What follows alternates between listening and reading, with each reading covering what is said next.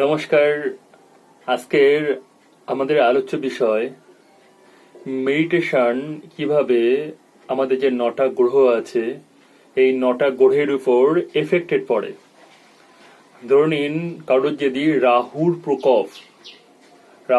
প্রকোপ যদি ভীষণভাবে বেড়ে যায়, বা কারোর যদি শনির সাড়ে চলে, বা শনির নেগেটিভ এফেক্ট অন্য গ্রহের উপর যদি পড়ে, সেক্ষেত্রে কেউ যদি প্রতিদিন সায়েন্টিফিক পদ্ধতিতে মেডিটেশন করে, তাহলে তার এই শনি এবং রাহু আর অন্য অন্য গ্রহের যে নেগেটিভ এফেক্টগুলো আছে আস্তে আস্তে রিডিউস হয়ে যায়, একটা ব্যালেন্সে নিয়ে চলে আসে।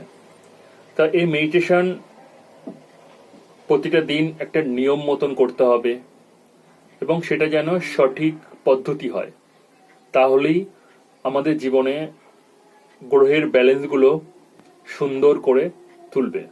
না হলে এর নেগেটিভ এফেক্টটা বেশি এফেক্ট করবে আমাদের জীবনে। নমস্কার।